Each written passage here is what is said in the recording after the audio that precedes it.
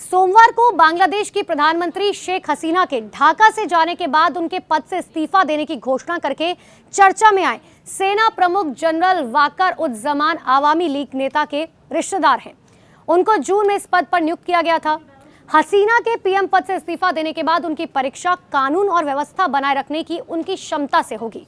देखिए, भारत के साथ अच्छे संबंध रखने वाले बांग्लादेश के सेना प्रमुख जमान ने एक टेलीविजन संबोधन में कहा कि सभी राजनीतिक दलों के साथ चर्चा के बाद यह फैसला लिया गया कि बांग्लादेश में एक अंतरिम सरकार बनाई जाएगी। बांग्लादेश के सेना प्रमुख वाकर उज जमान ने आगे कहा कि अब हम देश के राष्ट्रपति के पास जाएंगे, जहां हम अंतरिम सरकार के गठन, अंतरिम सरकार बनाने और देश का प्रबंधन करने पर चर्चा करेंगे। 58 साल के जमान ने 23 जून को सेना प्रमुख के रूप में 3 साल के लिए कार्यभार संभाला, जो इस पद के लिए सामान्य कार्यकाल है। लेकिन पिछले कुछ दिनों में बांग्लादेश में हालात खराब होने के कारण ये उम्मीद की जा रही थी कि इस्लामवादियों और जमाते इस्लामी द्वारा मचाए गए उत्पात के बीच कानून और व्यवस्था को बहाल करने में जमान की एक बहुत बड़ी भूमिका हो सकती है।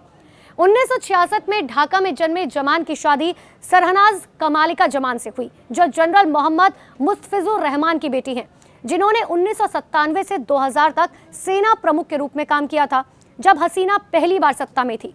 रहमान हसीना के चाचा थे। इतना ही नहीं, वाकर उज जमान को हसीना ने इसीलिए चुना क्योंकि वो निष्पक्ष और संतुलित हैं। शेख हसीना हमेशा से बांग्लादेश में सेना की भूमिका को लेकर बहुत आशंकित रही हैं, क्योंकि उनके पिता और बांग्लादेश के संस्थापक यानी कि शेख मुजीबुर रहमान की 15 अगस्त 1975 को सैन्य अधिकारियों द्वारा हत्या कर दी गई थी।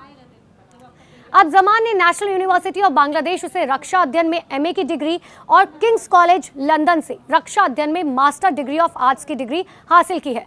देखिए, सेना प्रमुख बनने से पहले उन्होंने 6 महीने से अधिक कुछ समय तक चीफ ऑफ जनरल स्टाफ के रूप में भी काम किया और इसी भूमिका में उन्होंने अन्य बातों के अलावा सैन्य अभियान, इतना ही नहीं, खुफिया जानकारी, संयुक्त राष्ट्र शांति अभियोजना और बजट में बांग्लादेश की भूमिका में बहुत देखरेख की है। लगभग 30 साल के करियर में उन्होंने हसीना के साथ मिलकर काम किया।